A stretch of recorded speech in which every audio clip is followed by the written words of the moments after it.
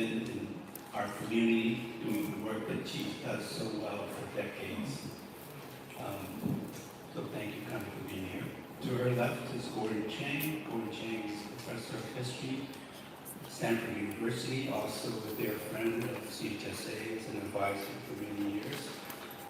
So Gordon is well regarded in Chinese American history through several books, including 3 that are on the front desk in case you wish to purchase them today.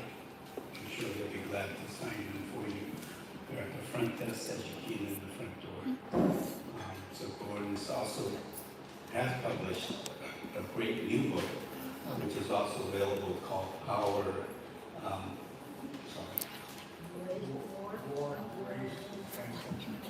War, Race, and Culture. A very timely subject. So welcome, Gordon.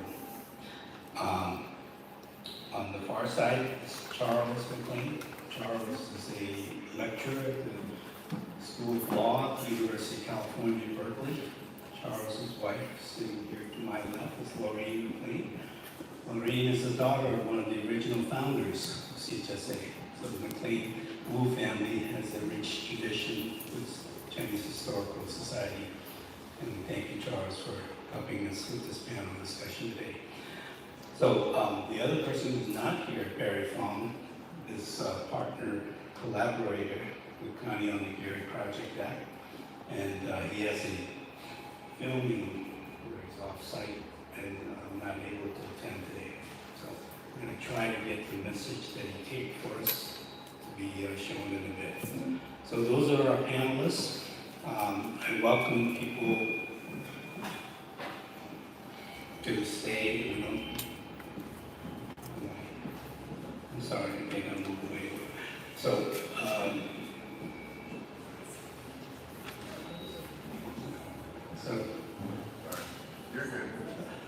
so there is a small reception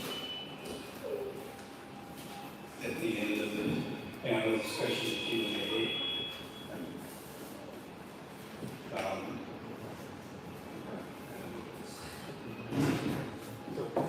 This is not as big a crowd as we were thinking. Everybody here is welcome at 3 o'clock to go downstairs for a small reception with the speakers from 3 to 4 or so. So thank you for coming. Quick show of hands. How many people have been here before? How many people are members of those who have been here before? Thank you, thank you. So, if you're not a member and this interests you, please support us. Please consider joining. You can stop by the front desk. They'll tell you how to become a member. And we hope that you'll come to many more things like this and have a chance to learn about these important events in Chinese American history that we all hope to preserve and make useful for the next generations. So with that, I'm going to turn it over to Connie.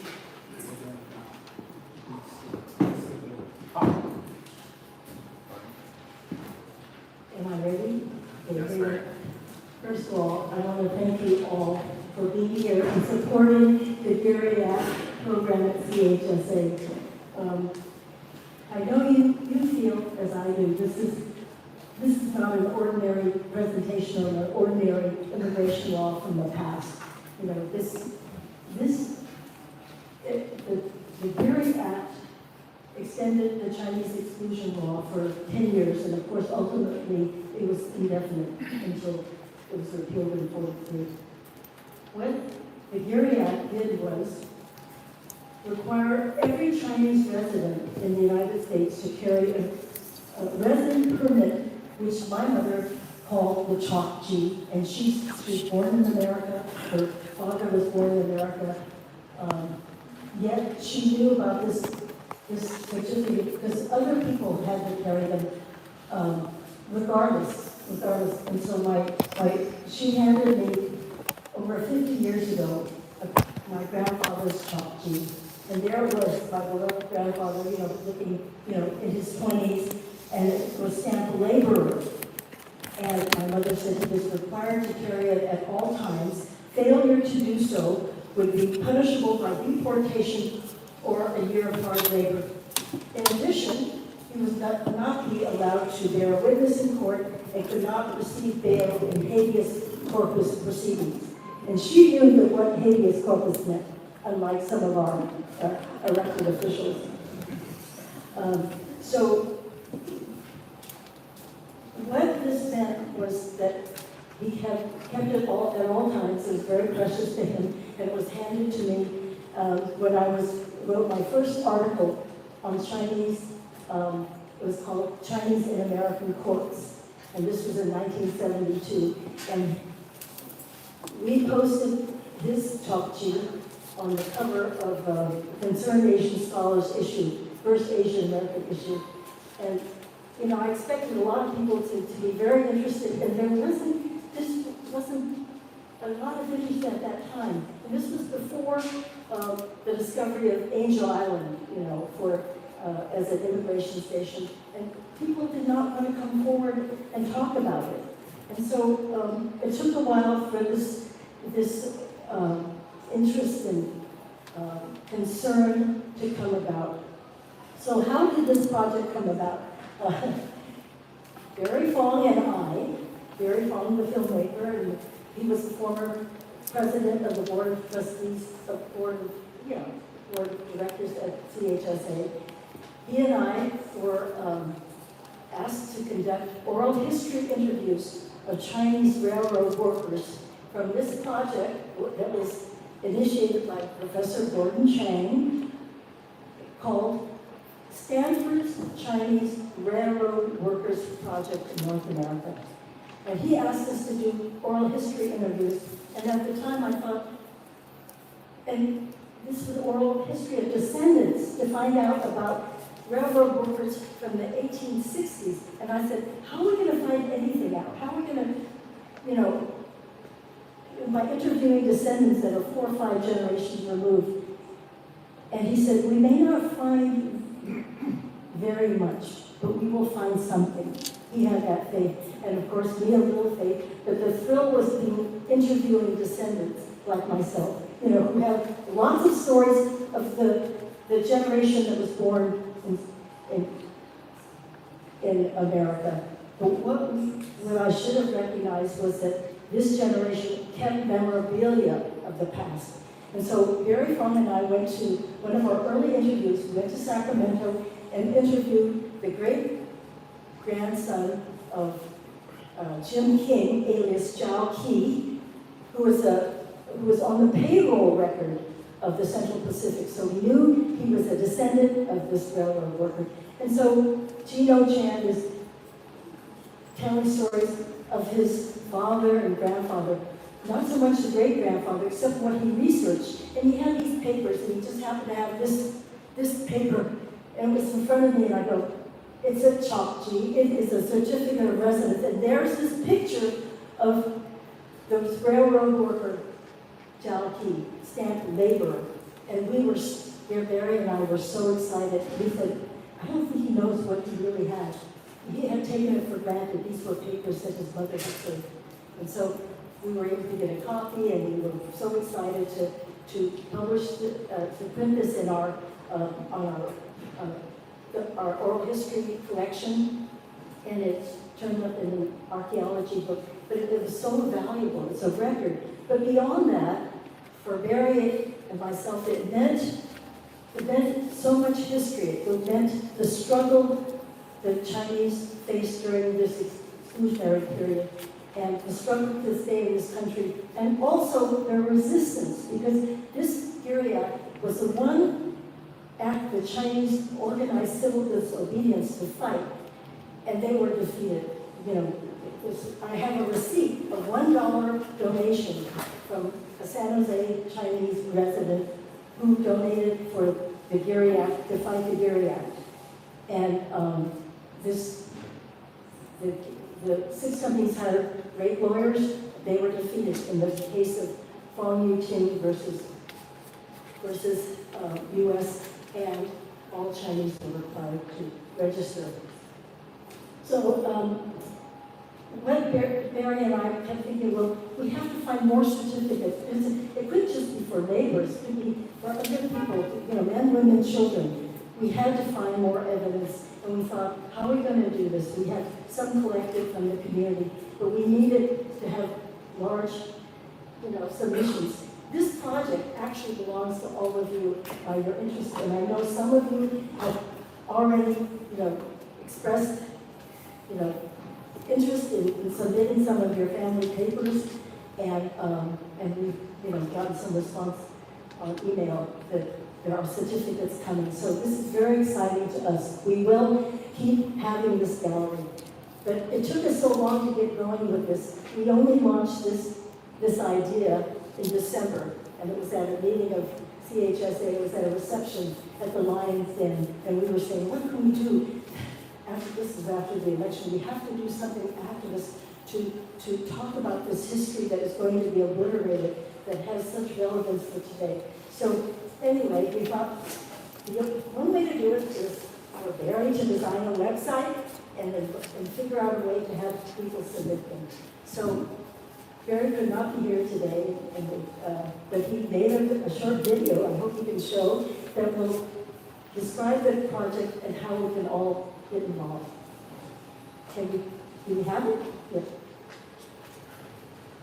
No, ma'am. I'm not able to pull up any video at the moment.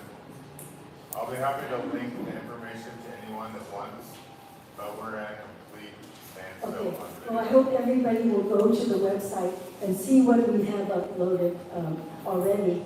We have a gallery of certificates, and most of them are of laborers. There are 44 men and 1 woman in the 44.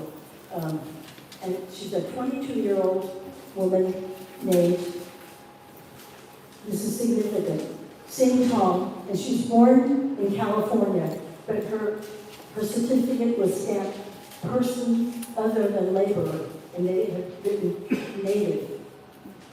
There's no way in any of the certificates that we found, even of children, that would acknowledge that an American-born child would be a citizen of America. There was always stamped laborer, person other than laborer. And sometimes they put native, but the word labor was on all of the certificates, except maybe some merchants, but this is what we have discovered in the documents, and this is why it's so important. I'm sorry we can't show this. But again, I'd like to just say that Barre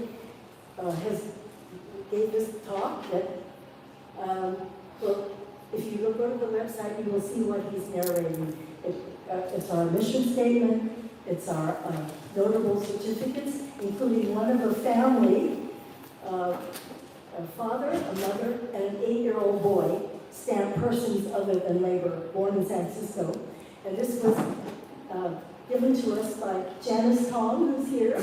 So, and she very generously loaned the certificate to be copied by Michael Liu for his great book, Strangers in the Land, to show that the Geary Act extended to all Chinese, men, women, child.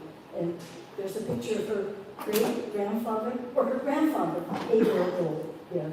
So a picture tells 1,000 words. This is why I think the certificate is so important, as a picture of the person, the age, how tall they were.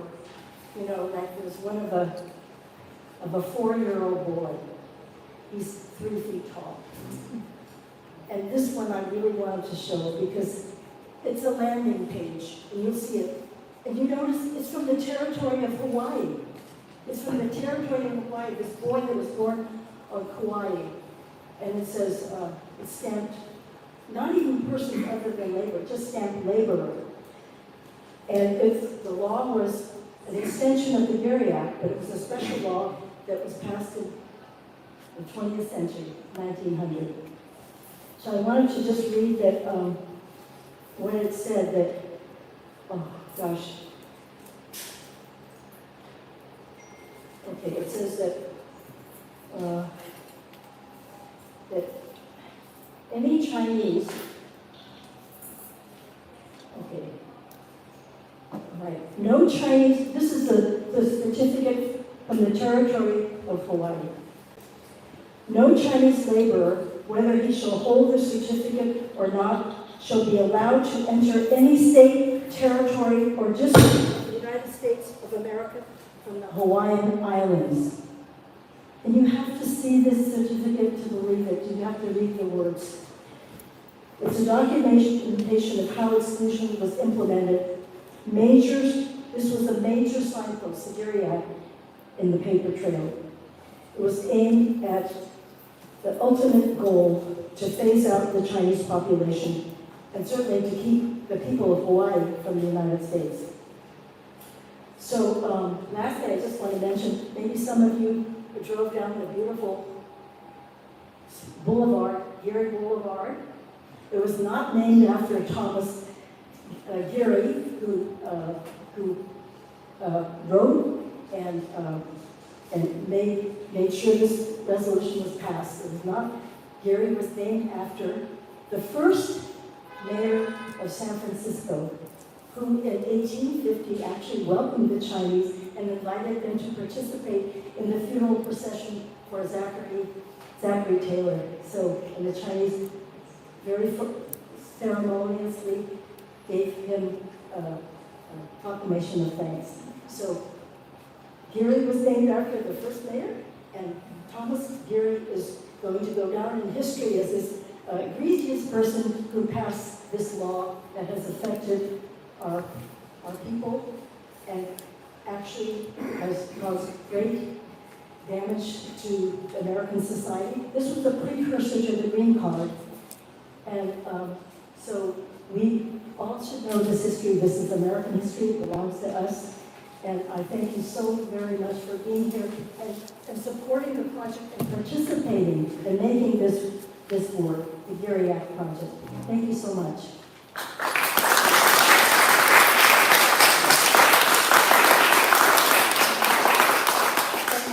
To introduce our keynote speaker, Gordon Chang, my dear friend, colleague, and what you say, comrade in arms.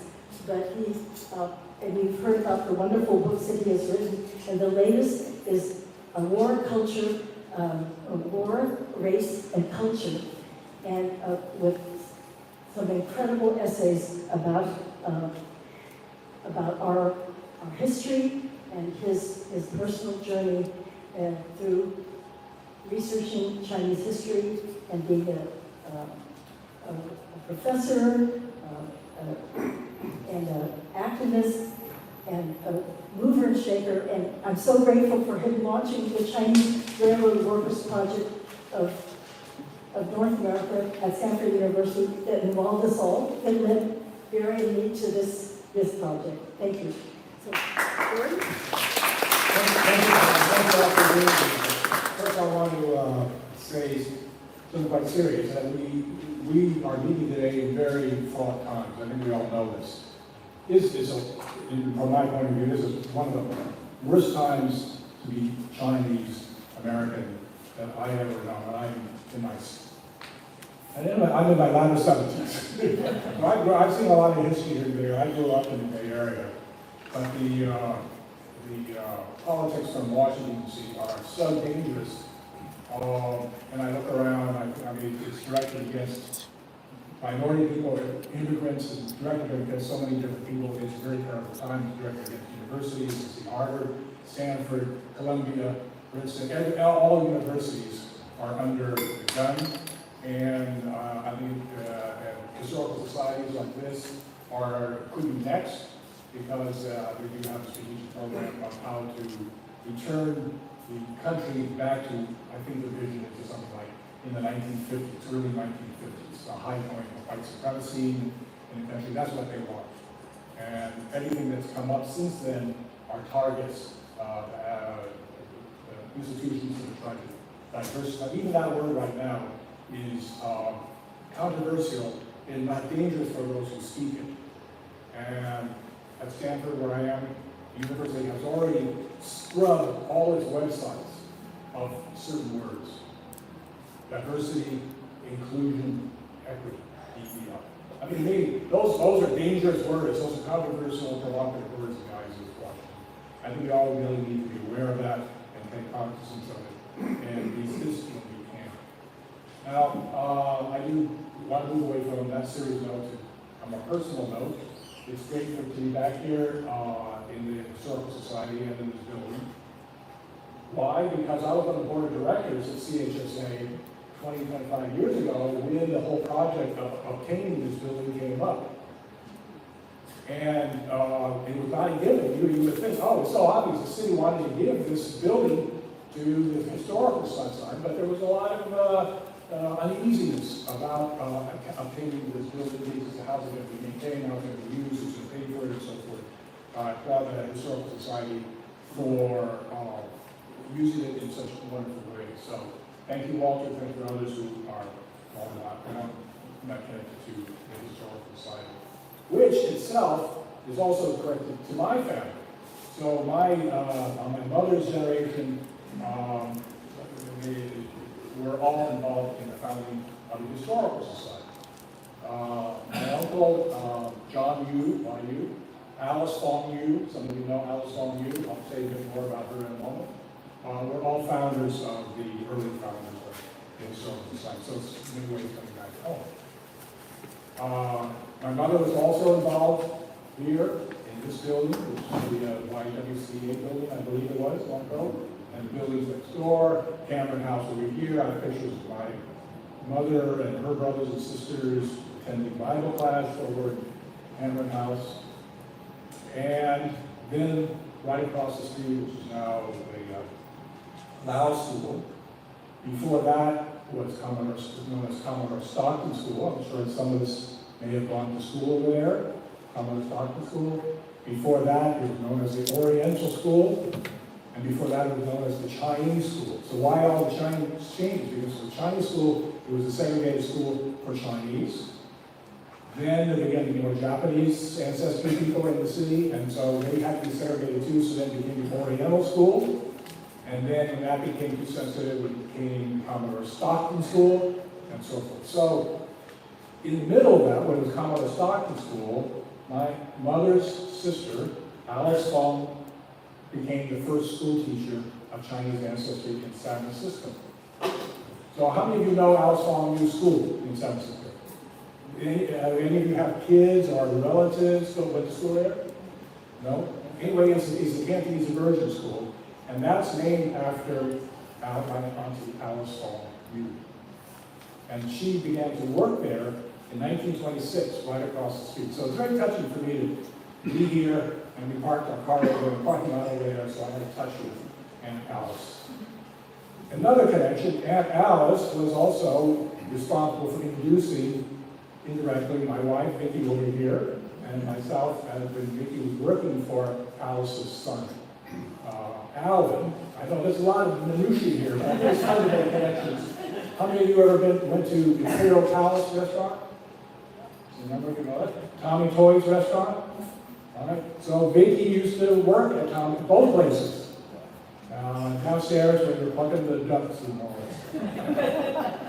So she knows Chinatown from another angle. Well, let me. It's really unfortunate we don't have the video. Yeah. Let me just say a couple of things. Oh, here's the fun. I want to add a lighter note. I'll begin with a story, which I heard, and I maybe take liberties to present it to you. But it goes like this. So there was a cook, Chinese cook in the 1860s, 1870s. We'll call him Li. Good, simple name. So Li was a cook for a bunch of cowboys who were very mean to him. They didn't appreciate his work for them. They tied his clothes, his pants, legs together, and they would call him names and demean him. And this went on for a long time. And Li, being by himself, took it in stride, shut his mouth, and just endured it.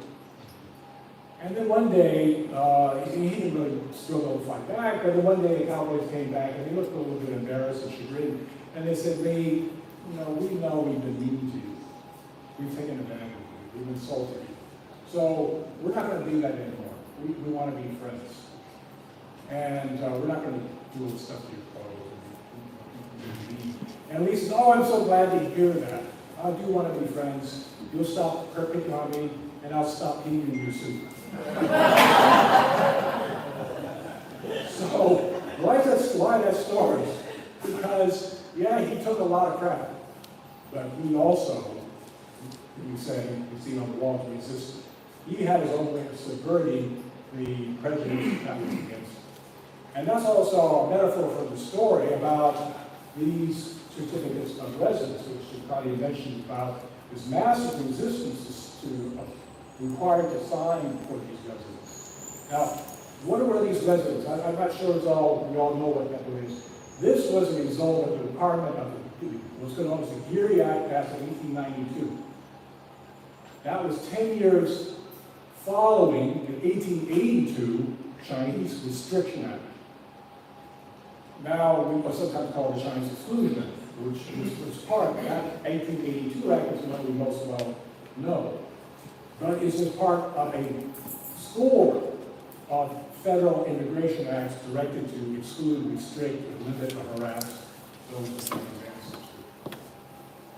Now, why did the Geary, if there was an 1882 Act, why was there an 1892 Act, and there was a 1904 Act, and so forth? Because they really didn't do the job that the real haters of Chinese wanted, which was to get rid of all the Chinese in the country. So in fact, what I was going to show you in my slide today was to talk about what I call the porosity of exclusion. Porosity of porous. That exclusion was actually quite porous. The rules, the laws were quite porous. They really weren't completely effective. They were quite draconian, there's no doubt about it. And without the Exclusion Acts, there would be, I don't know how many more times the audience we have today. The Exclusion Acts did effectively prevent thousands, tens of thousands, maybe hundreds of thousands probably, of Chinese coming to the United States. So it did ultimately, they did ultimately achieve the effect that they wanted, which was to get Chinese out of the country, or certainly keep them from coming further into the country. Now the problem with the 1882 Act was that it was only enacted for 10 years, and it was only directed against laborers. And it did have the effect of dramatically reducing the number of Chinese who wanted to enter the United States. But it did not exclude them entirely. Tens of thousands of Chinese continued to come into the country because of different loopholes, different provisions. And there were already tens of thousands of Chinese in the country by 1892. So the federal authorities said, they knew there were a lot of Chinese who were here without papers, who had gotten in through these provisions, through other means, who were not here for legal. So they required all Chinese then in the country to carry what was effectively an internal photo passport. So these certificates of residence, so highly unusual in effect, was a required passport that persons of Chinese ancestry had to carry on their body at all times. And if they were found without it, they could be arrested and deported, because it was assumed that they were not here legally.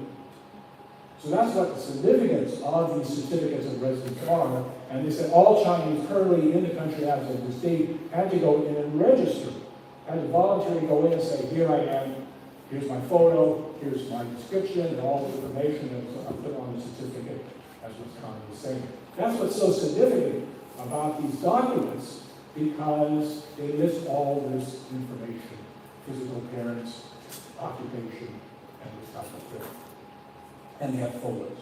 I have a photo of my grandfather. I have my grandfather's. I'm going to show you today.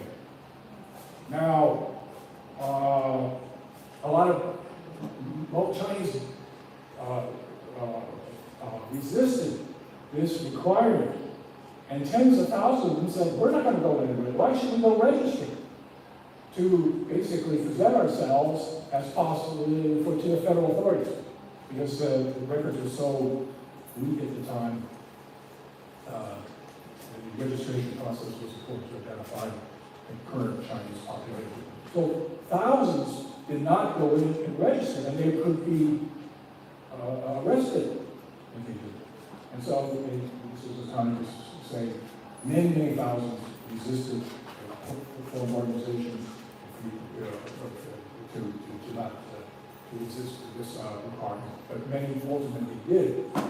But that's an example of this issue of repression, exclusion, but also horricity. And there was ways the Chinese could fight back. Now, I don't have time to go into a lot of this, but just think about it for a moment. A lot of us here probably date our family's arrival in the United States after 1882, after 1892, after 1900, sometime, even after the 20th century. How is that possible if there are all these exclusion acts? And part of it because people came in illegally, they crossed the border in Canada or Mexico, they walked across, they didn't come to the port of San Francisco and were interrogated in Angel Island. They came in as students, as international students, as there are now almost 300,000 Chinese students in the United States who are from China, almost 300,000. Trump administration wants to remove many of them or all of them. That will have a direct effect on many of us because many of us probably have a relationship, a connection, and know international students. And as we know from history, a lot of international students from China, perhaps to your families too, stay in the United States. So those 300,000 Chinese students in the United States now, if things were normal, we could have expected that tens of thousands of them would become Chinese Americans one day. And not all of them go back to China. But now we have done. So this Trump attack upon international students directly affects many of us. Others came in from other fraudulent means. But we know that the gates, although they were closed formally, that tens of thousands of Chinese continue to come into the country. Through hook or crook, through guiles, through fraudulent behavior. In my own family, I have paper sons and paper daughters. My mother's and grandparents' generation. So those are all ways, if we can just be frank, to evade the laws. There are a lot of ways Chinese continue to come into the country. So I contacted my friend over here, Dr. Yu, who is the former president of the Angel Island Immigration Foundation. I asked him, Doc, how many Chinese came through Angel Island? We all know about Angel Island. And well, let me ask you some questions. How many people, all backgrounds, how many people came through Angel Island, do you think? 1,000? 10,000? 50,000? 30? 70? Do I hear 100? 100? Do I hear 200? Do I hear 300? Somewhere around 500,000 people. I mean, we think of Angel Islands in a different dimension. Now, of that 500,000, how many were Chinese who were kept at Angel Island? Of that 500,000, most of them were not Chinese. The majority, the biggest number from one country were from China. But about how many do you think were Chinese? Again, 50,000, more, 100,000, 150, almost 200,000 Chinese went through Angel Island or detained. How many of that 200, almost 200, not quite that many. Mark's colleagues provided these figures, so if any errors here that you can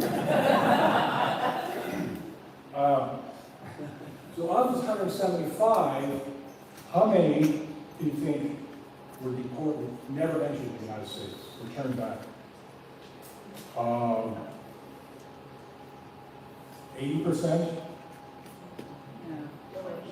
much lower, 50%, 20%. So very, about 10%. So most of the Chinese, and they were terrible stories as we all know, but almost all eventually made their way into the United States. Legally, or whatever, they're not going to leave. But they entered. Despite the efforts of the federal government to keep them out, Chinese continue to come in.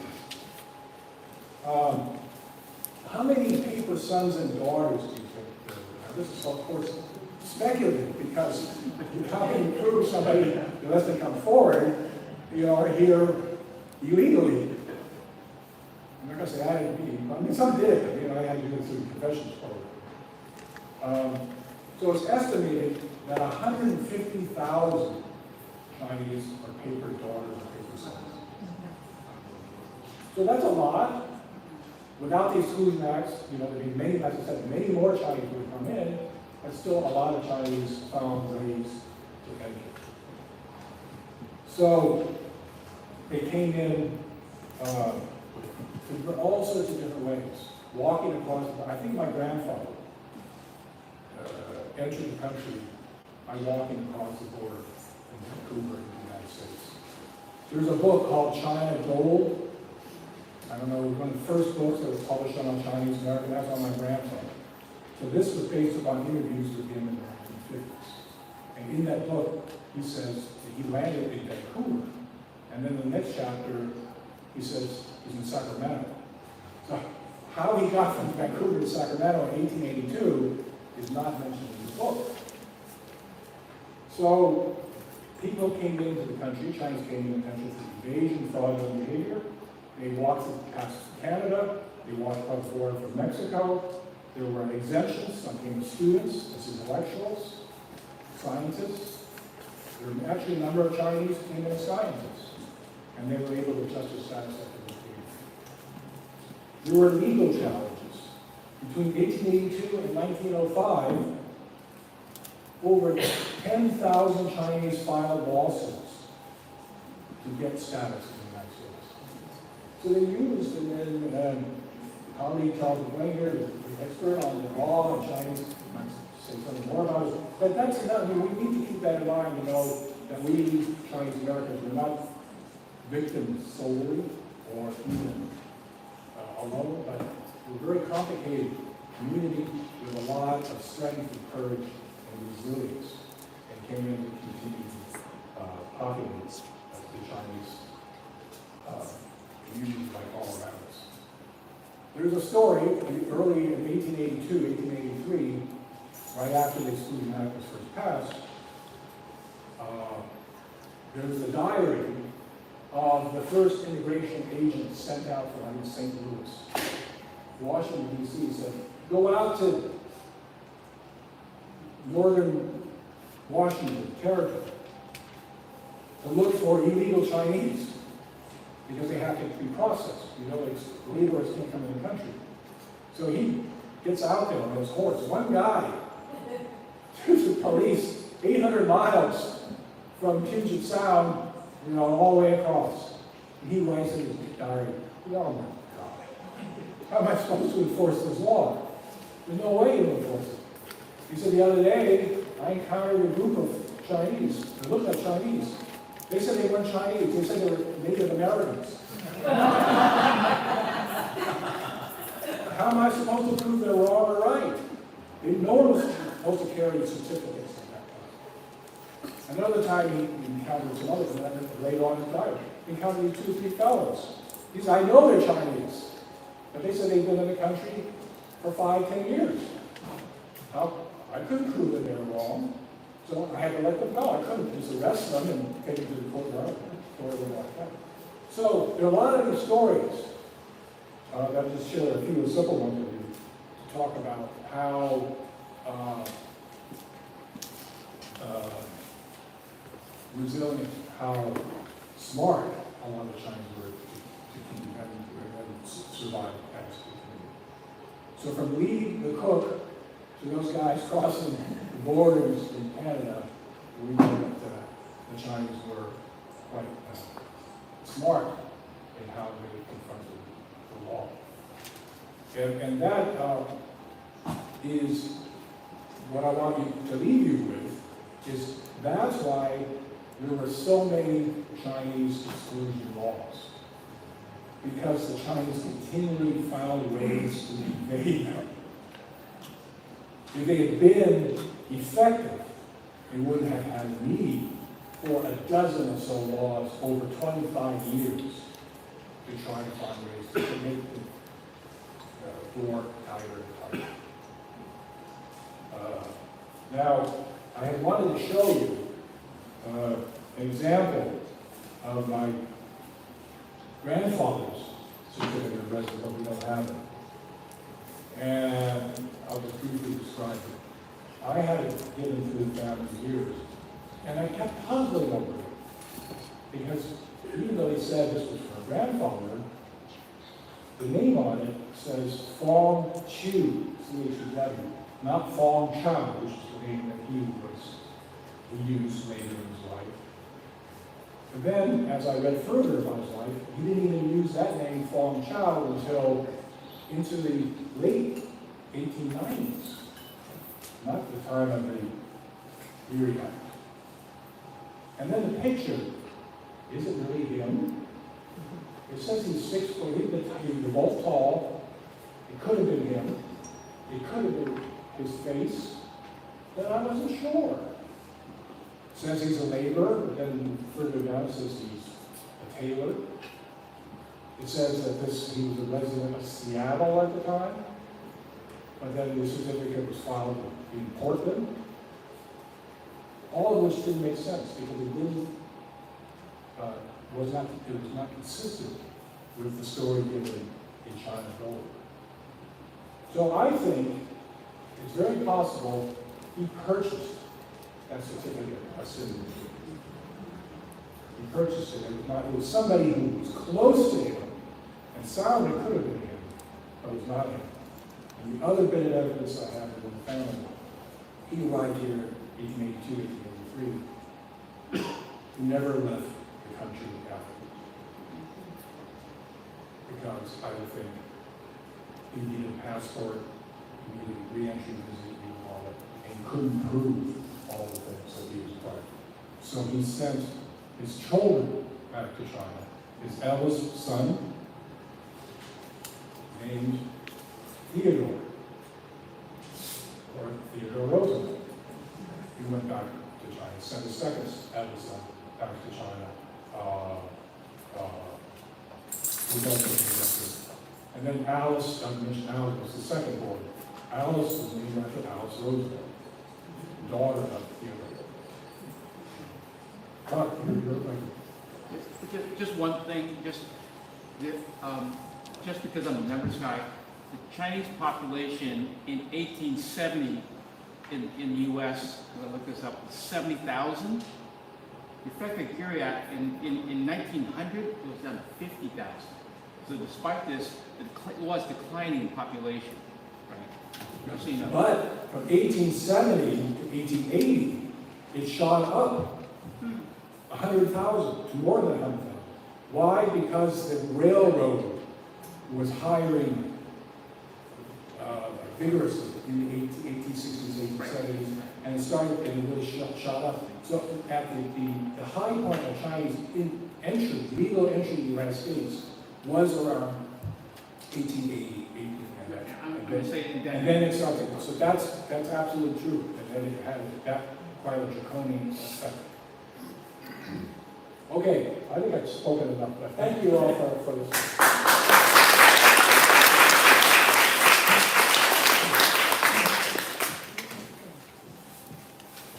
I just want to let you know, we are going to have a question and answer period. So if you're thinking about what you might want to ask these three distinguished SBI up here, and we'll have that as soon as Charles leads us through the panel discussion. Charles may say a few words, given his expertise in legal history and Chinese immigration in the 19th century. So, Charles. Thanks very much, and thanks for these two very stimulating presentations.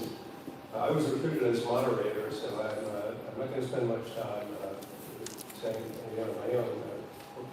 Turning the floor over to you, I'm sure you have a lot of questions. I should mention that I'm a graduate of your esteemed history department. And I've written quite a lot on the, I guess I would say, the legal history of the Chinese, and that for the Geary Act. The challenge of the Geary Act, a very important part of that history, was passed in 1892 and immediately challenged by the Chinese, pioneered by the Chinese 6 companies. And the court came down with a decision affirming the act a year later. Unfortunately, there were 3 vigorous dissents. It was a 6-3 majority decision. There were 3 vigorous dissents complaining about this really extraordinary measure in American legal history. It's interesting that the man who wrote the opinion affirming the constitutionality of the Geary Act, Justice Connie, also wrote the opinion 5 years later, Wong Kim-ark, affirming Chinese birthright citizenship. Curious. Anyway, thanks again for the presentation. As I listened to your presentation, Connie, I was put in mind of a book published by a late colleague of mine about 50 years ago. His name was John Newman, became a federal judge. He wrote a book called Persons and Masks of the Law. And the gist of his argument was that legal thought, legal writing has paid too much attention to rules and to bills for the people affected by the rules. And he suggested we needed to spend more time on what he called a person-centered jurisprudence, paying more attention to the people whose lives were affected by the rules, who had some impact on the rules. And it struck me that this is what you're doing. You're sort of putting flesh and blood on the implications of the Geary Act.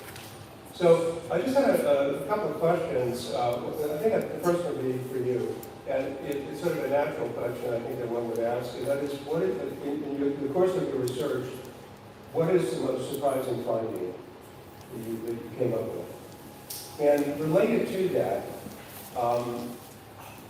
as I understand it, in addition to collecting certificates, another purpose of the project is to document the resistance to the Act led by the Chinese 6 companies. And I wonder if you found anything more about that. But I'm more interested in terms of the collecting of the certificates, what was some of the most surprising things that struck you?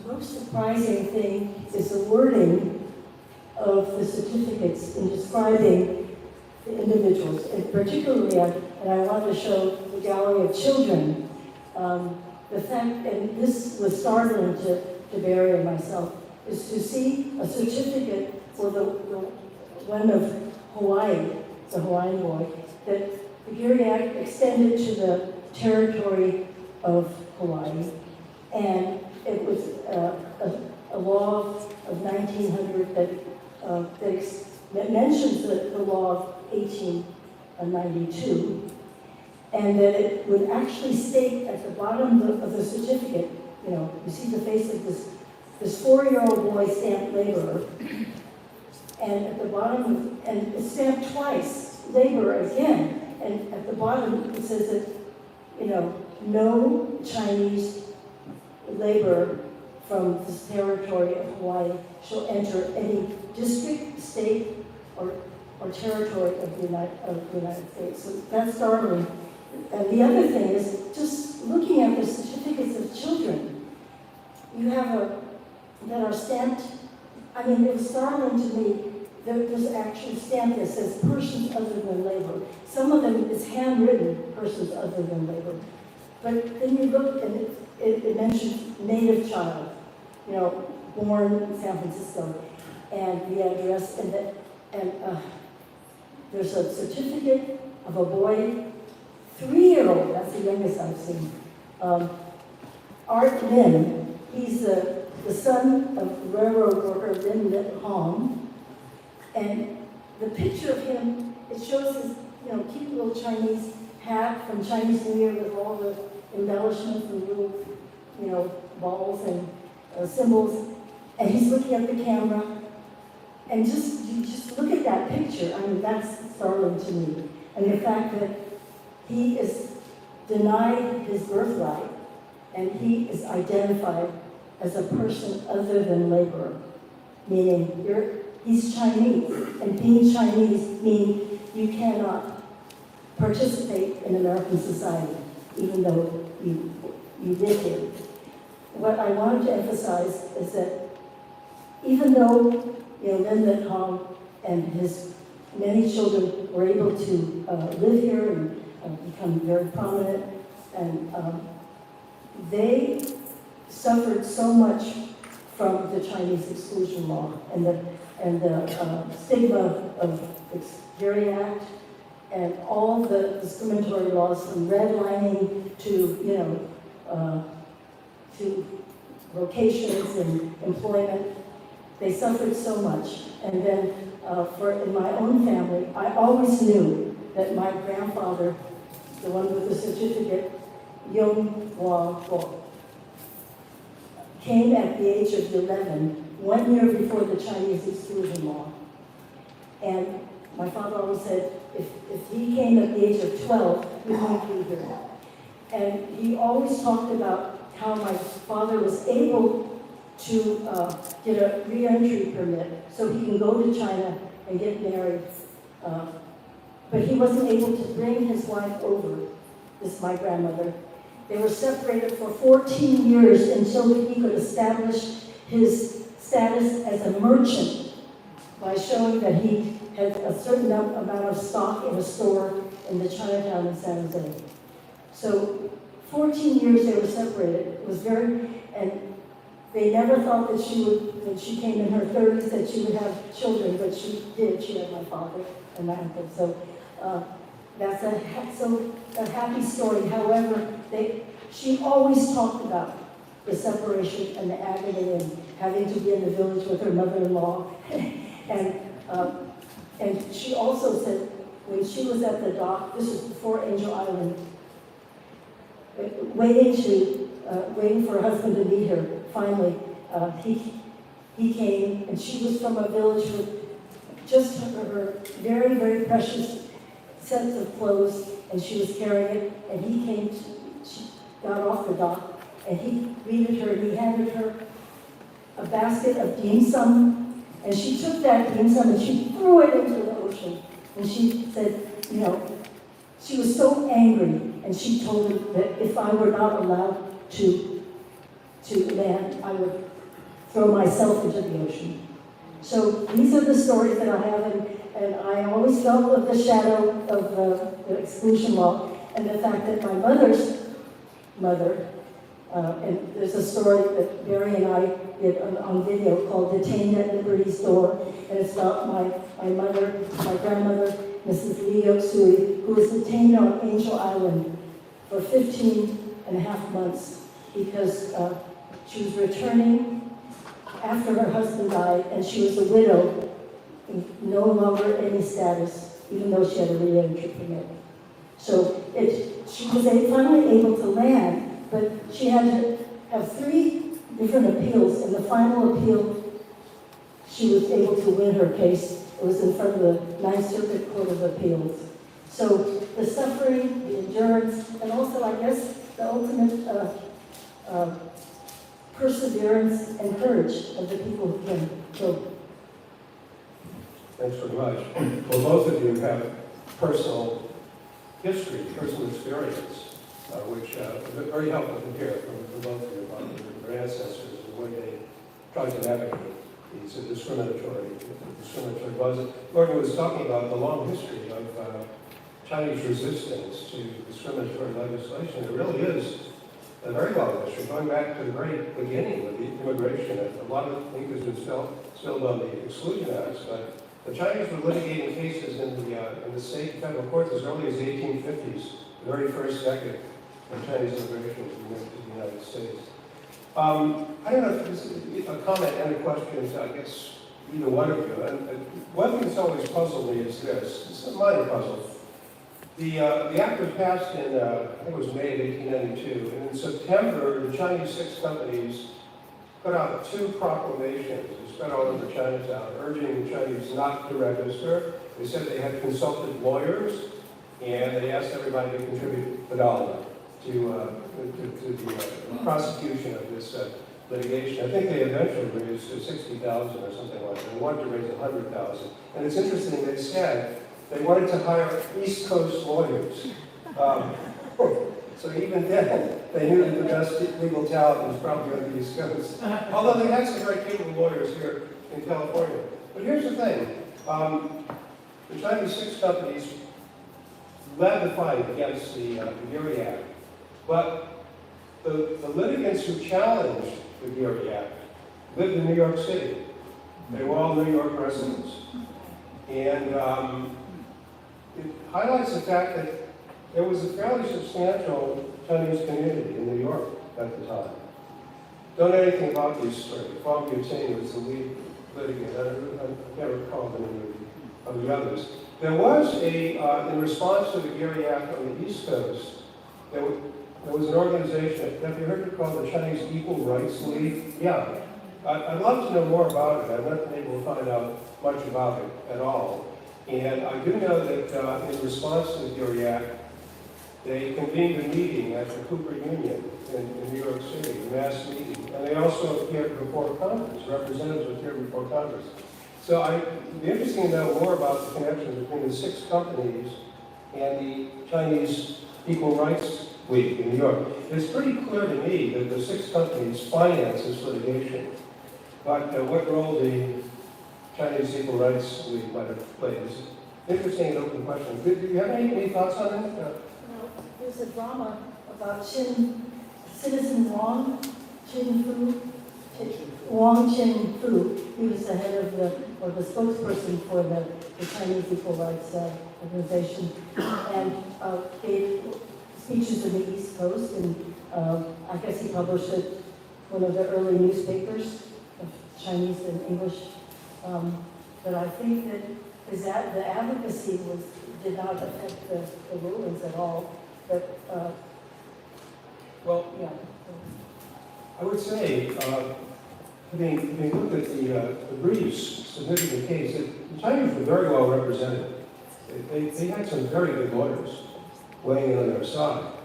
But the times were such, and I think even the best lawyers probably were not able to win the case. But they were very, very well represented. And the arguments presented by the lawyers, you find them echoed in the dissenting opinions in the case. So it's very clear that they had an impact on some judges anyway. Okay, well, anyway, thank you. Yeah, Gordon. Yeah. Well, some of you know the name Wong Chin Fu. He's quite an interesting character. There are a couple of books on him. And I just had a master's student at Stanford complete her master's thesis on biography from him. And he's a fascinating individual, and he did publish the first English language paper from or speaking to Chinese Americans, and the paper was called The Chinese American. So some people say he's the first one who coined that term, Wong, W-O-N-G, C-H-I-N,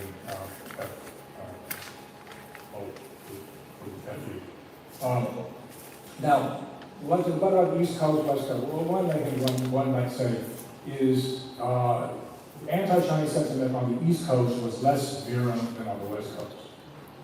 And in fact, there were those on the East Coast who were quite upset at the anti-Chinese sentiment on the West Coast. So they complicated issues, in particular, about international trade and finance, which was focused on the East Coast, and they always worried about how anti-Chinese sentiment on the West Coast would hurt their international trade and finance interests. Because they were always worried about China reacting to the West Coast and hurting the East Coast financial interests. So like in 1905, 1906 was the Chinese boycott against the Chinese Exclusion Act, which was focused in Shanghai, and the Chinese merchants in China and Hawaii and elsewhere thought, how can we resist these Chinese Exclusion Acts? Well, where is the United States vulnerable or sensitive? That it's their interest of trade in China and investment in China. So if we threaten their interests there, they might lighten up on domestic issues in the United States. So there's that East Coast, West Coast tension. Chinese on the East Coast arrived there, not coincidentally, after the completion of the Transcontinental Railroad 1869. Now the railroad can take Chinese all around North America, and that's why Chinese wind up in Minneapolis, in Chicago, in Pittsburgh, in the Mississippi Delta, New York City, Long Island, Georgia, Arizona, and all the places where many of you have some ancestors. So the Transcontinental Railroad helps bring people from the East Coast west, but also Californians and Chinese throughout the west of the country.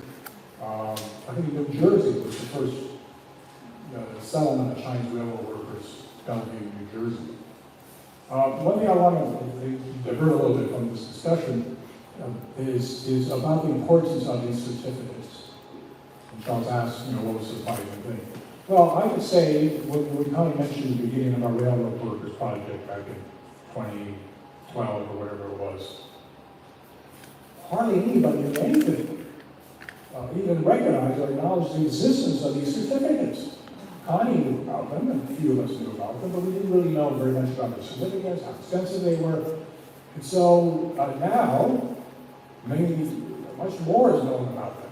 And Connie and Barre's project will contribute mightily to bringing forth the information about these certificates and families and others with circumstances surrounding these certificates. This type of documentation is essential for all of us who are interested in Chinese American history. By your presence here, it's evidence of your interest in Chinese American history. But without documentation, we have no history. And when my name was brought up to join the faculty at Stanford, I was told by others later on that there were those within the department, I don't know if Charles was around at the time at Stanford or not, there was an eminent professor, senior emeritus, very liberal, who said, I don't know about hiring this Chang because Chinese Americans have no history. So what's he going to do? What did he mean the Chinese Americans have no history? Well, he was a historian. He knows everybody has history. I mean, Greeks have history, Mayan have history, everybody has history. That's why I'm proud to be a historian because every human collective promotes their history. This history tells us what we think, who we are. And we always want to know where we came from and who we are and how we are, and so forth. So every community, whether they have a written language or not a written language, if they're 5,000 years old in the language, everybody has a historian, an oral history, a written history. The first histories in ancient Greece or in China, the written books are all history. So that can be part of the lineage. But the point is documentation and the necessity of documentation. So when that colleague said China's had very no history, he said, well, there's no history because there's no documentation. Now, at that time, he was already wrong. There was clearly documentation. But not the kind of rich documentation that he and other Americanists and other historians are privileged to have. Documentation on Abraham Lincoln, on Commodore Stockton, or all the big names of American history, they have all sorts of stuff. But for everyday people, African Americans, Mexican Americans, Chinese Americans, Japanese Americans, very few people in the old days collected their materials. And so today, we are fortunate by chance or by intelligence, families kept documents, kept archives, kept letters, kept diaries, kept photographs.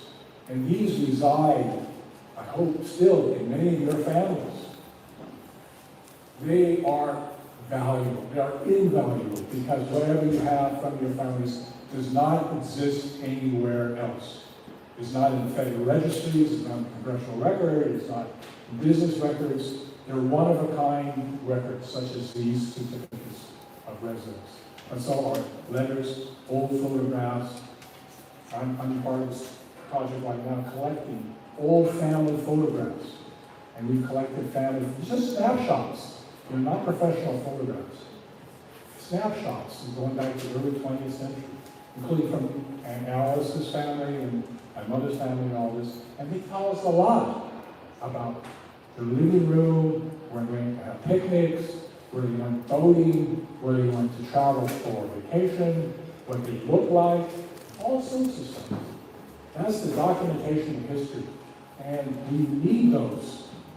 And I implore you to protect those materials. Share them if you can, digitize them if you can, and share them because that's what I and historians and scholars, professional and non-professional, use to write the books that inform us today about our past. Well, thank you very much for that very full answer. I couldn't agree more with your stress on the importance of documentation. The documents put flesh on the skeleton of history, and sometimes looking at a single document can completely change the way you're looking at an episode in history. I might say that for me, one of the richest sources of documents on the early history of the Chinese community are the case files in the federal and state courts. They are full of information about the community, not just about the law, but about the community. So yeah, this is such a worthwhile project, and it follows on the railroad worker project. It's kind of a logical follow-up in many ways. Do you have either of you have any other comments before we turn it over to the audience? Yes, we talked about the East Coast and the West Coast, and the fact that the East Coast, they were the ones who actually, 3 laundrymen from Chinatown, New York, were the ones who turned themselves in to the court and said, we surrender, we're not going to register. So they gave themselves up, and then they were deported. But that was a test case, and it was organized. This was organized by the Chinese 6 companies, which had a network throughout the country. What I would like to ask for help in, we're going to appeal through our website, is that we would like to have certificates from the East Coast. We currently don't have any. We don't have any. We know that there were. In fact, I think I might have seen one at the Ellis Island Museum. That was many years ago. So the other thing, back to our documentation, I think we have to be very cautious and vigilant and careful. I know so many of you here have used NARA, the National Archives, to find the documents of your relatives. That's how I found my grandmother's court, long cases like this here. But I was able to get the files.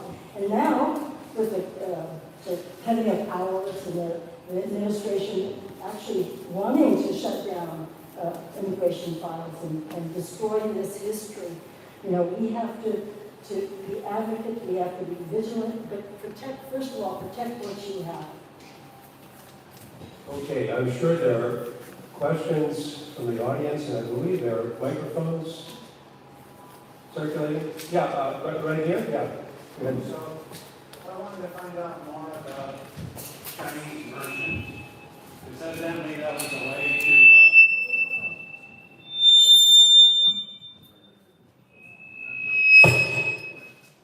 I'm sure I was doing that, sorry.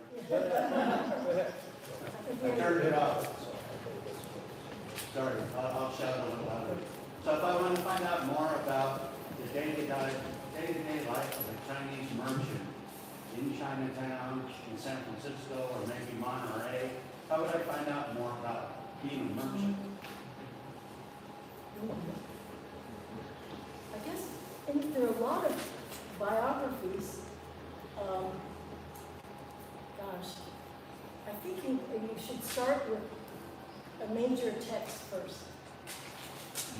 That would have references. Gordon, you want to answer that? Well, there's a book you start with. It's called Chinese San Francisco. Yung Chen, Y-O-N-G-C-H-E-N. Chen is his last name. His friend who teaches, he's a historian down at UC Irvine. And he was interested in the cultural history of San Francisco, Chinatown, which includes the merchant life. And he located a diary of the Chinese merchant every day. So a diary.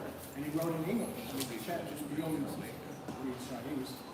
But this diary is accessible, and it's one of the few diaries in English think it's San Diego.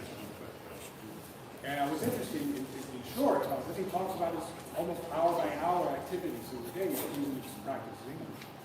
So he was a devout Christian, and he talks about his understanding of the Bible and scriptures and this kind of thing in the church. And then the next hour he goes to a brothel. And there's no awareness that somehow there's some tension there between his devotion and his brothel. But it's interesting because it gives us this texture. Now there's another, this is exactly the question that my friend Joseph Ng over here, who got a PhD from Stanford after being in private industry and worked for many years, is working on exactly this issue. Josie, you want to say anything about your work? Yep. And then about Al-Louis and others? So there was a Sorry. There's a guy called Alois in St. Louis Obispo. So his archive is there. It's also in the Green Library at Stanford. And then in Washington State, you are Washington, there is a binder kept by Chinese Qin Ji He. He was a merchant in Seattle, and there's a lot of records there. And then there's another merchant in Oakland by a guy called Liu Hing.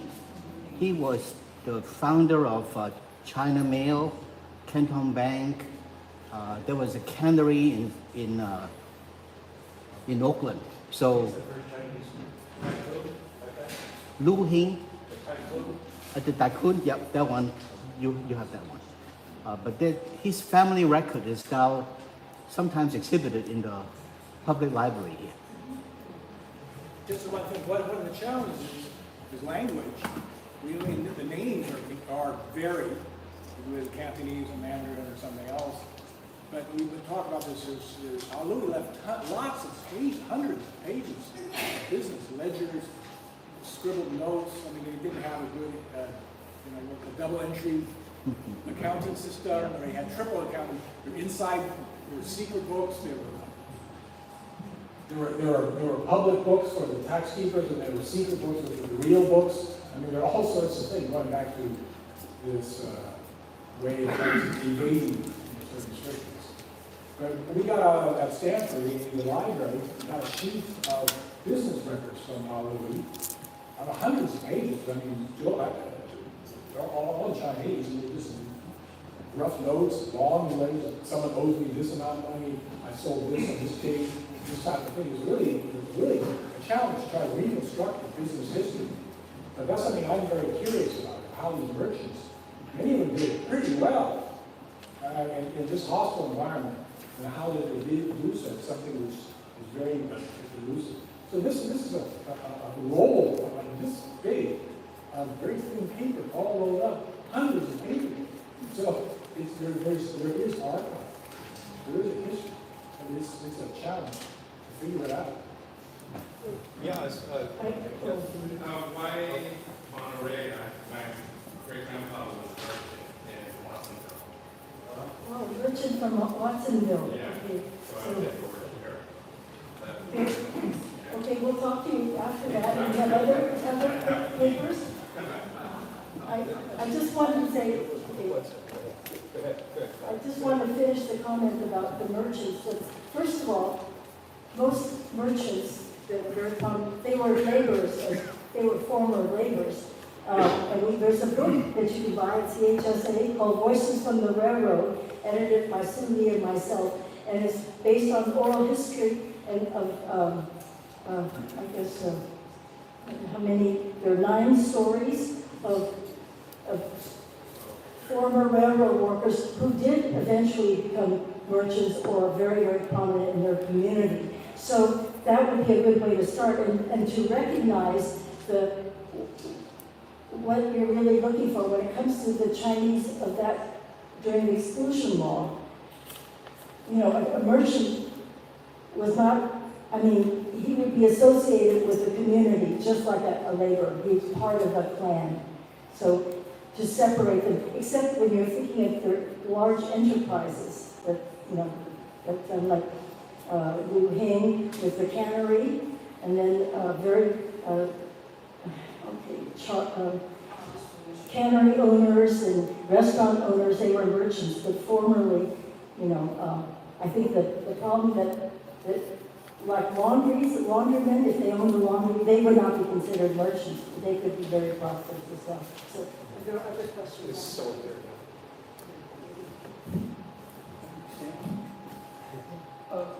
With regard to the shared concerns about documentation, I served 30 years in federal service and 20 years in the state of California service. And since day one, I was always impressed, if not overwhelmed, by the insistence of collecting information, entering it, categorizing it, and then storing it. So, with regard to certificates of residence, they are, as you highlighted, very special documents. They include photos, personal information, stuff that you can only get captured out digitally, okay? And I'm reminded that when I served in the Army at Fort Sam Houston, San Antonio, many of the Chinese American residents that I met were proud that they were descendants of those Mexican Chinese Americans who were snuck into the country by General Pershing after the war, etc.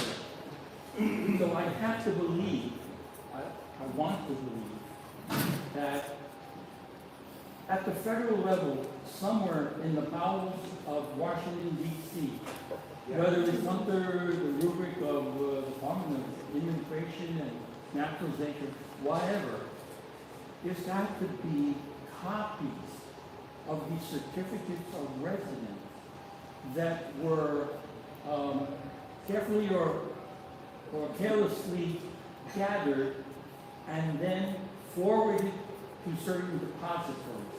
If the depository was in San Francisco, I could assume that that's lost forever, ever since the earthquake. But if it's federal, I find information going to many different places. And you could, what's the word, cross-check information. It's very detailed. So my question is, or recommendation is, someone should try to find out if these records might still be available, buried somewhere in some archives that belong to the federal government. Yeah. And then back there, Go ahead. We'll get you there. Go ahead. Yeah. Okay, my question is related to the real ID. Do you see any correlation with the real ID and this identity card that? Real ID now? Yes, the one that we started in 2018 or, when we had to do that, I thought it was kind of weird. Because I have a passport and all that, but I had to do that real ID, otherwise I could carry my passport with me. But I still find it odd that we have to do this real ID. Because like one more piece of verification of who we are. Yeah, I don't know, I can get a little academic here. And how I would respond to Hello is that if you look over human history, we have relatively modern development of what we call the state, organized state. We don't have kingdoms and all different forms of rule, but the organized state is relatively recent. It's in the 18th, 19th, early 19th century. And if you look at the state over this past 200, 300 years, the phenomenon that emerges is the states become more and more powerful in and of themselves. And sociologists, historians talk about this. The state just does not there, but it grows. Even though we look at China's exclusion laws, immigration laws in the United States alone have just expanded enormously, and the apparatus to enforce immigration laws is growing. So all of these agencies, the power of states, almost independent of time and place, continually grow. So the existence of real ID today, to me, is simply consistent with the persistent drive of the state to collect more and more information about the inhabitants, the citizens, the residents that are underneath the state. And it doesn't matter if it's in the PRC, it doesn't matter in the United States or Russia or wherever, states want control over their inhabitants. It's a sort of the overall, as you understand, modern condition. Yeah. Yes, my wife was recently gifted with the two certificates of her cousin's parents. One is in the 20s, one is in the 30s, along with some associated papers. And you were collecting these. And how would they maintain? Is there an archive for them? Will they be digitized? Will they be public? What's the process for getting them to you or another repository other than my basement? I think that if you would go to the website, the Geary Act project.com, and there's a way of uploading it. You make the copy yourself, so you keep the original, but we need the copy for the exhibit. So, but I'll talk to you at the reception, okay? Maybe you can get it through the email. So it's a wonderful opportunity. Thank you. So, Professor Chang started this conversation about how dangerous the situation we are right now. My question has to do with artificial intelligence. I think right now, I'm more cautious about how you word things to ask questions because ultimately it's going to lead back to person to somebody. So how do you think that's going to play into the history that we're talking about today? Using artificial intelligence, that's something we can't deny right now. Well, it's a great question, concern, and I share that. I think probably most of us do. It's probably not answerable right now because AI itself is not clear, other than the fact that it has enormous capacity and seem like by the week, the possibilities that AI offers we expand. We also know that the cloud or the atmosphere of things, this is not being recorded today. I don't know what it's supposed to, but then that will be the issue. And this is supposed to be a Zoom, I think. Is that a webinar? It's a live stream, so that means it would exist, but we have technical problems. So that's an issue, and I think we're foolish if we ignore it. On the other hand, maybe my age, I say, well, screw it. I'm not going to be intimidated. I'm going to say what I say, I'll be improved. But I see this already in my students at Stanford, that a lot of them are, American-born, foreign-born, international students, they're worried because the state, but also the university is keeping track of who's speaking out and who's doing this and that. And we know students who've already so-called gone underground because they're afraid that some international students are foreign-born, American residents who are foreign-born, who had been involved in protests last year and become identified, and now they've gone into hiding. So it is really a serious situation. Now, like some of us are involved in family genealogy and all that. And in the past, we were way people to help family research the issue, businesses, or one of the things we used to do is go out to the public library, depending on the city or town where you're at. We found, for lay people, we found that the research librarians at the public library quite often is a wonderful source for you that research. Nowadays, we do have AI, and then some of us are involved in a project to identify the families directories, adopt the proposed, and then digitize that information. So that over time, as the work that we do to record and edit in the computer, then we'll be using AI recorded, it was digitized, then OCR, we'll be able to find out, exactly how many businesses, they existed during that time, or if they were standing, what businesses they had. So with cross-referencing with the data that you put in, then that's how you get the information. But also, you're being trained in computers. We're also trained in legal, garbage in, garbage out. And we do recognize that sometimes some of the information may not be true, especially when you have big names and all that. But we'll be dependent on AI to extrapolate what the truth is over time. And in fact, with the more information you can put in, the more arguably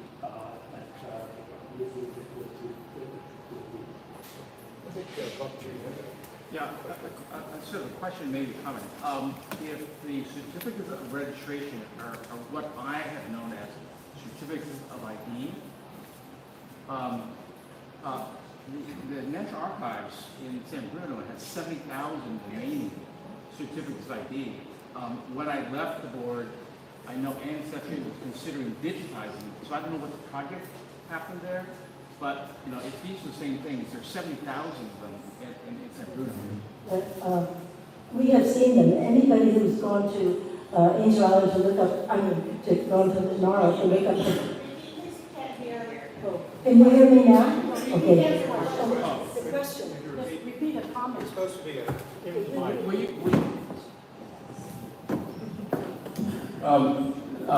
San Bruno, there, National Archive of San Bruno has 70,000 certificates of ID so that's all remaining. So if that's the same thing as certificate of registration, which is what Connie had to carry. Specifically, the Geary Act that extended. Yeah. So it's different. Okay. Yeah. But yeah. 70,000 case files? No, the real certificate of ID, they had carry. Yeah, exactly. Yeah, exactly. Yeah. So essentially what was essentially passports that Chinese citizens, that Chinese American had to carry on their body. And so those located in San Bruno. Yeah, those, well, we're looking for the Geary Act specifically because of this history that would be lost. I've never seen a certificate of residence from the Geary Act in any of the NARA files because people would not pick it up.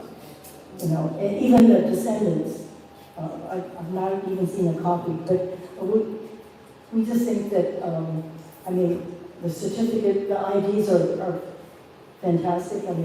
This is part of our history as well. And this is what I'm also afraid of happening at NARA. If the file, anything happened to destroy the A files, we'd lose this history as well. But anyway, we're seeking for the Geary Act certificates that were kept by the people in the descendants. So we got a few more questions here. Yeah. Actually, this question for Charles. You mentioned that from your legal research, you saw a lot of cases that it was well organized and well represented in the Chinese community. I wonder, has anyone written about this, about the leadership of the 6 companies, about how they're represented and how they fight the cases, and what are the wins and losses other than the famous cases like Barre, like the Geary Act and others, and laundromat. So I'm curious myself. That's very good questions. I'll try my best to answer them. I think the best article, sort of the definitive article on the district associations and the 6 countries, an article written by Barre quite a few years ago, which goes into great detail about the very complex organization, talks a little bit about some of the leaders. And I think there has been some other literature since. Maybe you know about it. But your second question, I'm a little better able to answer. You asked for kind of a scorecard of wins and losses. Okay, this is the way I would sum it up. The Chinese, from the get-go, were challenging discriminatory legislation. I just published an article about a series of cases decided by the California Supreme Court in the 1850s. It's the first decade of the immigration. One I think was the very first class action lawsuit brought in California in 1852, and the Chinese just barely arrived. So they were aware of the courts, the possibility of using courts was very early days. When it came to challenging state and local legislation, they batted 1,000. They were almost always successful. However, when it came to challenging federal legislation, they usually lost.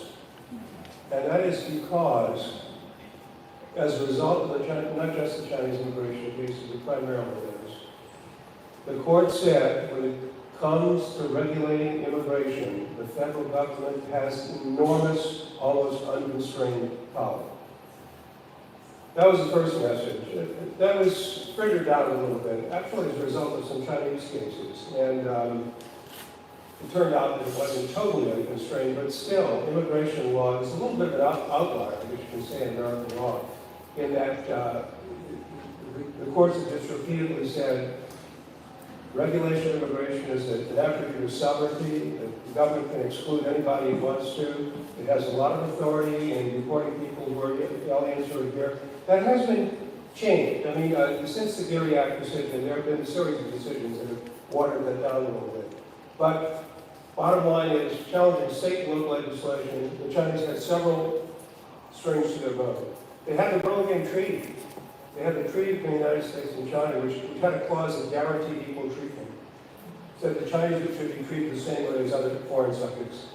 They had the Civil Rights Act of 1870, which had a provision saying that every person within the United States had the same right to contract, give evidence, etc.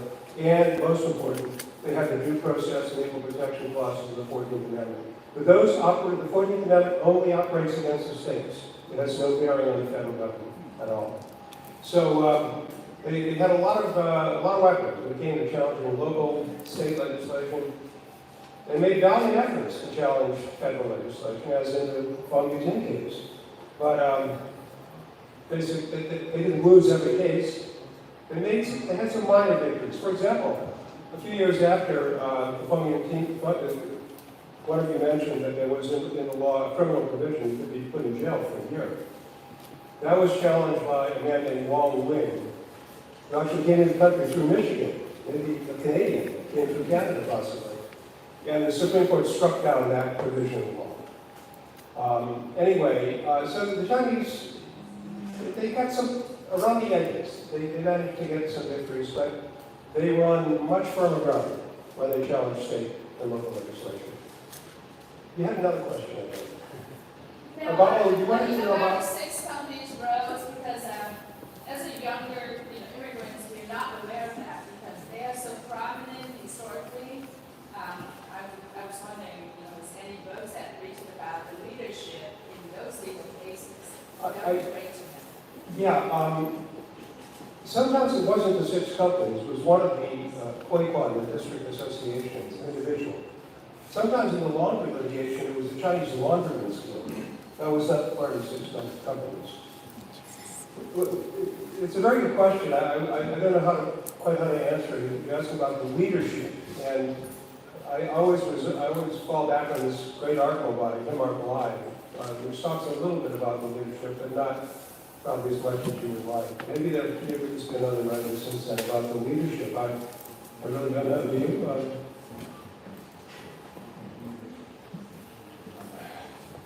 My brain's not working like it used to. Down at the Huntington Library in San Marino, they obtained the records. That's why I was trying to think of the name, just on top here. He was the leading immigration Chinese American. Y.C. Hong, thank you. Will G. Lake historian over here, who's worked down south and now something. Has a great book on Chinatown and Hollywood. Recommended it. And Y.C. Hong was the leading immigration attorney in Southern California for decades. And much of his files have gone over to Huntington, and people can look through it. There are problems there because of privacy, because it did bring over files of people. So there's some issue with how much to disclose. It's a great question, and Charles looked into. There's the other book by Lucy Sawyer called Laws sharpest, harshest tigers. And if I recall the book accurately, one of the questions she poses is this tension between the lawyers and judges in these cases who are white and Chinese and law. And some of these lawyers and judges were themselves prejudiced, and they're not particularly faith-friendly in China, some were. But then they had to be, in their views, faithful to the demands of their profession, and to be serious lawyers or serious to be unprejudiced. And that's an interesting question, because sometimes, they would really do their duty, even though maybe personally they didn't like Chinese, or they thought that in a certain case the law favored the Chinese. So it's these cases, there's this issue of what did the Chinese litigants think, want, do, how they funded and finance attorneys. Some of them became very well known as representing Chinese. They became Chinese lovers in the sense that they were known to be representing Chinese constantly. And then there's some other judges, and all it's just like right now, a lot of attorneys who are pro this way or that way. But at the time, the law was a complicated, it is a complicated mechanism. And then Chinese, it's fascinating, trying to figure it out the best way they could, to figure out what they could do in their interests as best they can understand. Many of them not being versed in English. Yeah, Bruce. So, I was just kind of curious, how did the Geary Act impact other Asian minorities? The Geary Act only applied to the Chinese. Just on China. By its terms, it only applied to the Chinese. I don't know whether others were affected by it. I suppose anyone who looked Chinese could be stopped and asked for a certificate.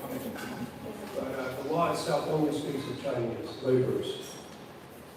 I think it affected the people in Hawaii enormously because of the way they look. I mean, Yeah. it's really a racist thing.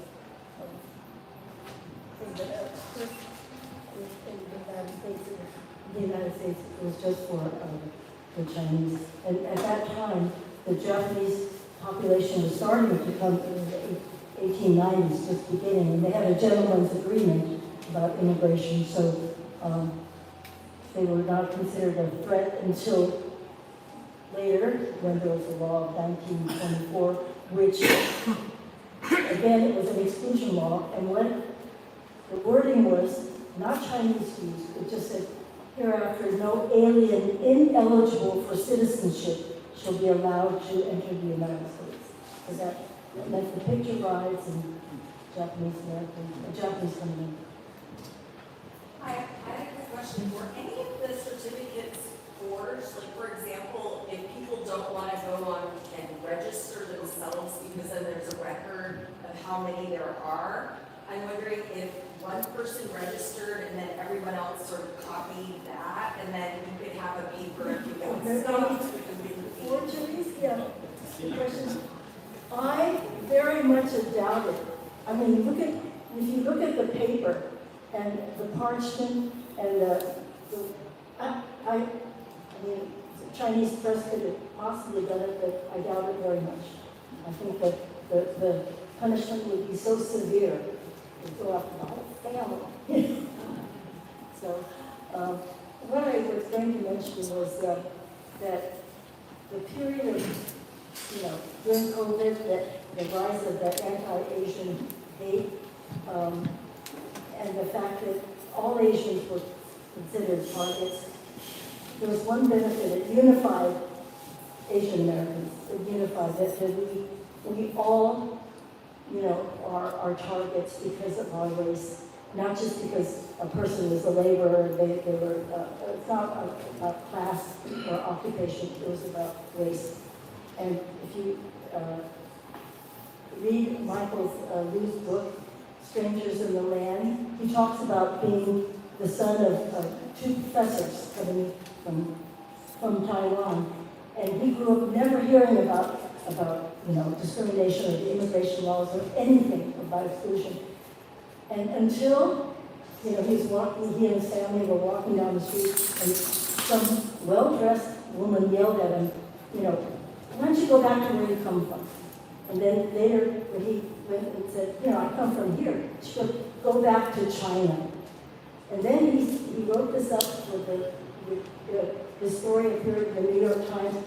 The editor put it on the front page, and of course, it went viral, and it started, you know, just showed East Coast, and it showed that no one escaped, no person of Asian ancestry or person of color escaped this anti-Asian, this racist atmosphere. You got me thinking, one of my favorite uncles, my mother's cousin, his name was, well, I won't give you his name, I'll tell you. I like him a lot because he's really nice.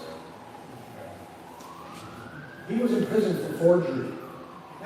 And he had a very nice house in Vallejo, with a full farm and all that. And he was legendary within the family because he had served time, I don't know if it's San Quentin or somewhere, but he was a forger. I don't know if he forged dollar bills or $50 bills or certificates, but he said all the family was in awe of him. He said he was very skillful. So I wouldn't put past him having some forgeries.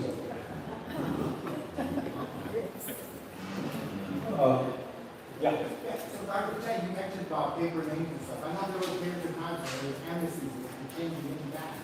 So could you see that some of these Geary Act certificates got returned to the government too? Returned to the government? I don't know why they would be returned to the government. Well, they're going to change the name. You have to forfeit on your own ID from the paper names. No, talking about whether the government, you know, they had to be returned to adjust their names. I don't have information on that, but, wow, you mentioned. Actually, along the same line here, I don't know how you say, when did these certificates,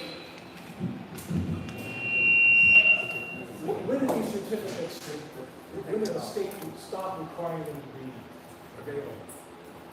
When were they no longer offered? When the Chinese were supposed to have these certificates on the body or close by, when did that stop? I don't know. It was very hard to enforce. It was very hard to enforce. It was impossible to regulate. I don't know. I don't know the answer to that.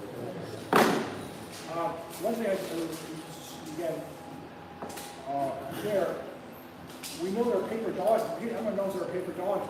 Everyone knows what paper cents. Paper dollars. How did paper dollars come to be? Well, also in my family, I would love to talk about it, there was a paper daughter within my mother's family. How did that happen? My grandmother, who was Uncle Mary's, gave birth to several daughters born in American born.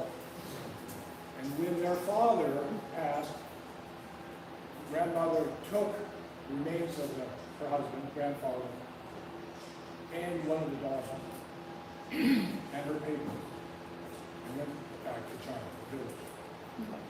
The papers got transferred, given, sold, something, to another girl. And that girl came in with the papers of the daughter who was taken back to China. And that girl came back into the United States. It is said in the family that she was a prostitute. So she might have been sold into prostitution. The documents might have been said there was money, whatever. And I didn't know this for years. And I'd always see Auntie, we used to call her, at Christmas time, Thanksgiving time, and she was the sweetest elderly lady at that time, until she passed, and then started to know what her history was. And that's when I learned. It's amazing stories. Amazing. So another comment about this history, the fact that our project, the Geary Act, is actually part of not an organized movement, but it's it's groups and task forces of people who are trying to uncover and bring to light this hidden history. There's a task force at Stanford University. This is after the Chinese Railroad Workers Project, and this is just called the Stanford's Task Force on Chinese Workers at Stanford.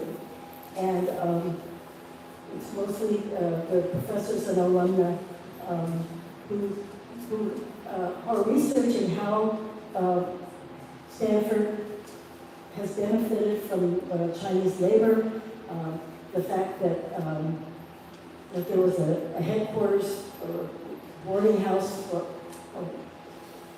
bunkhouses for the Chinese workers at Stanford, and there was a groundskeeper named Jim Ma, who actually had, his son was born at Stanford University. I didn't even know that until this was starting because of archaeology at Stanford. There's so much development at Stanford. You drive through, there's always something being built. And there was an area called the Arboretum, where it used to be where Chinese workers lived. And the archaeologists have found, of course, the same stuff you find with building the railroad. Some of these were former railroad workers employed by Lee and Stanford. And they found, the crockery and different things of Chinese. But mainly it's the presence, the fact that Chinese were here, and that Chinese workers planted every single tree on Palm Drive. I didn't know that till this discovery. And they helped build the infrastructure for the quad. So,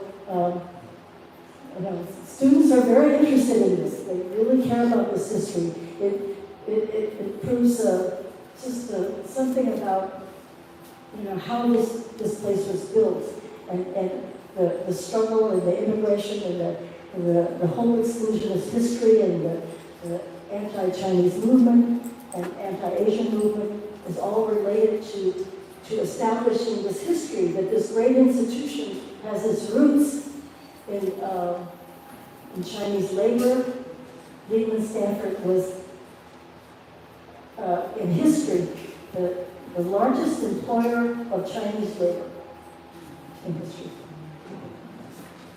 We have time for a couple more, yeah. Graham's gonna hold it right here, okay? Thank you. Are there similar organizations and projects being done in the East Coast? Because my uncle lived in New York for I don't know how many decades, but my mom and my aunts are here in California, and then their uncle, I guess my grandparents' generation, they were in Baltimore. So I'm always very curious. It's like, I know they're coming from the East Coast, I just kind of participate in any of those activities. So I wonder if you guys know any other organizations, or would you recommend, where do I start? So, the Museum of Chinese in America of New York City. It's very big. It has a website. Just want to mention MoCA, the Museum of Chinese in America, right in New York City, is a very beautiful, large museum designed by Maya Lin, and it has activities, websites, collections, and so they invite your membership. It's an interesting question. With this CHSA, Chinese Historical Society of America, interesting name. It's not Chinese Historical Society in San Francisco. And when it was founded in 1963, how do you say? 63. It was the only association, I think. And that's why it called itself Chinese Historical Society of America. But Chinese around the country quickly took umbrage. And so then there began to be a Chinese Historical Society. There's a Chinese Historical Society of Southern California. And the will has been what was long been. There's a Chinese Historical Society in Chicago. There's a old museum in the Historical Society in New York. And there are other smaller ones, and it's interesting that these have all developed in the past 30, 40 years. And it's evidence of the growth of the Chinese American population but also the growing awareness of the importance of assisting people come forward to find these assistants. Oh, there's an association here also in Salt Lake City. There was the Chinese Society of Salt Lake City or Chinese Railroad Workers Descendants Association in Salt Lake City. So there are all these smaller organizations, so you can do some searches online to see if there's a local one. One more question? I guess I just want to answer her comment. I had a question beforehand also. But the immigration of the Chinese, I mean, the immigration of the Chinese is a very vast network because my family came in through Oregon. It's supposedly Seattle. I realize now it's through Port Arthur in Oregon. Comes across, ends up in San Francisco.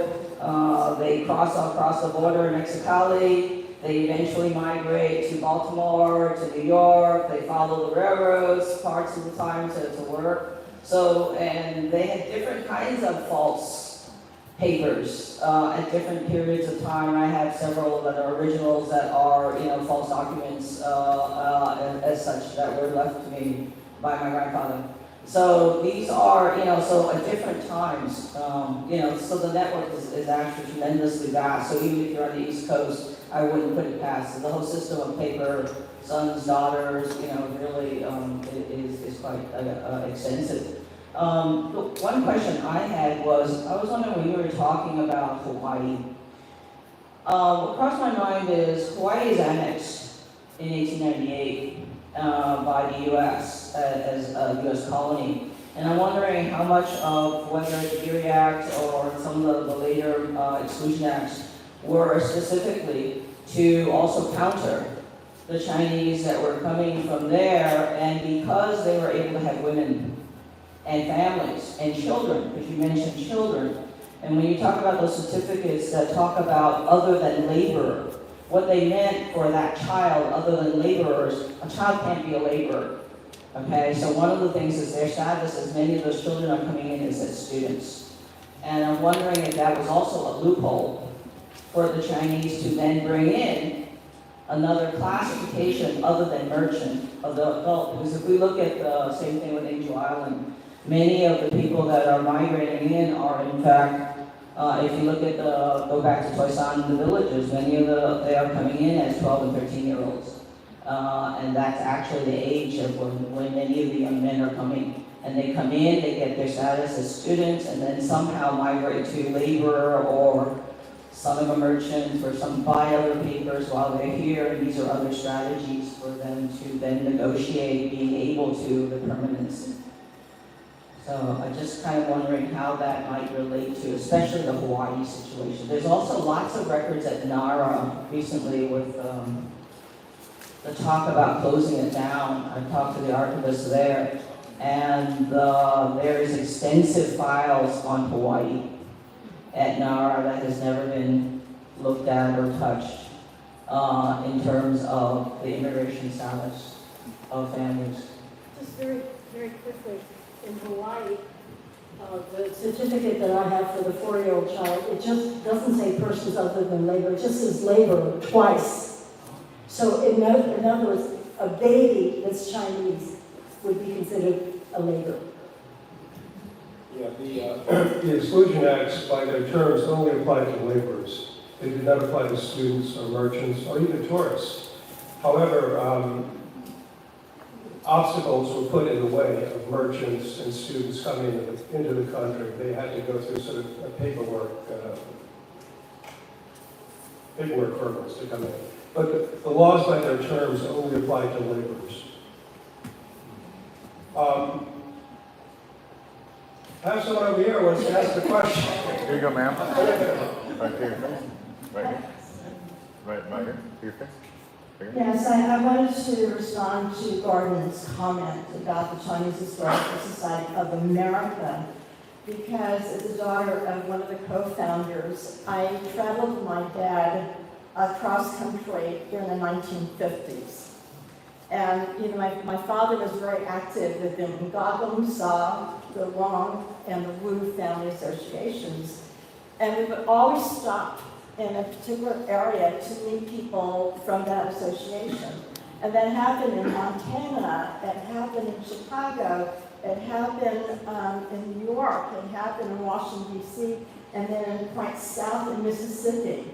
And so, you know, I think if the other co-founders had the same experience, it was natural for them to say, this is the Chinese Historical Society of America, because there were Chinese living in many different areas. There were ranchers, people ranch hands, farmers, factory workers, bakers all over the country. And so, yes, I mean, we stand out very, very far, despite the fact that we had the largest settlement here, you know, during the 1950s and 1960s.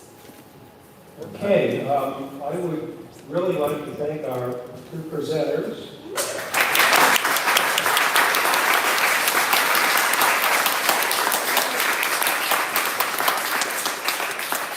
I think that especially your comments about your family's histories and the way in which the Geary Act impacted them really helped enhance our understanding of the law and its impacts generally. And thank you in the audience for your questions. Thank you for being here. And I think there is a reception, isn't there?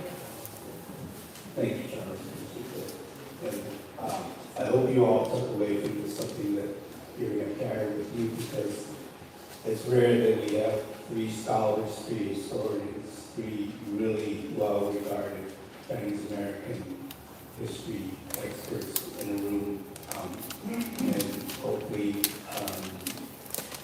what I take away from hearing their comments and thoughts is that we're making tomorrow's history today.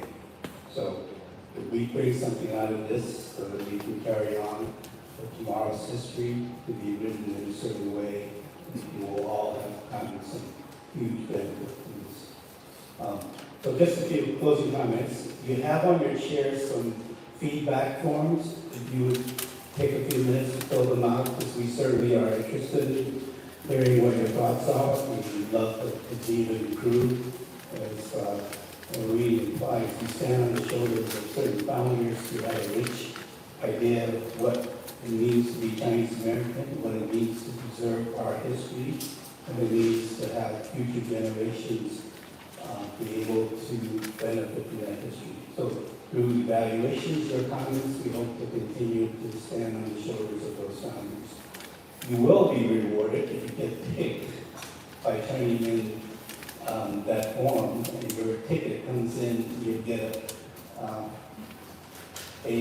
come up here, they can't see it, it's a really nice tote bag with CHSA image on it. So please fill them out.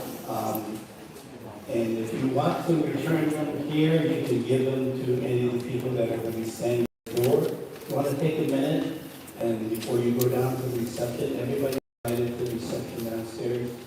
I know it's been warm in here, they have water, tea, if you like, cookies. Have a chance to talk to these distinguished guests here in front. So feel free to come down. Yes, once more, the books are available from Gordon. There are books there, including the one that was just published last month. And they're all sitting on the front counter. And they'll be able to take their payment, credit card, and anything else. Last comments, everybody good? We'll see you downstairs. Great, and thank you, Walter. Thanks to our speakers and everyone for attending. I just want to let you know that although we had a problem with the projector up here, I set up the projector downstairs, so if you come down for tea and cookies and want to learn a little bit more and see a little bit of the media that we couldn't get up on this projector screen, we would be happy to have you, so thank you very much. And let's get a round of applause for everybody today. Thank you. Please visit us at chsa.org and look forward to future events.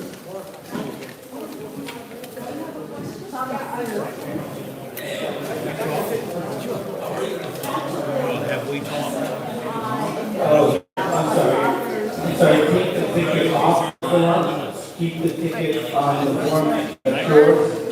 Withdraw from the Hang on to this thing, it's all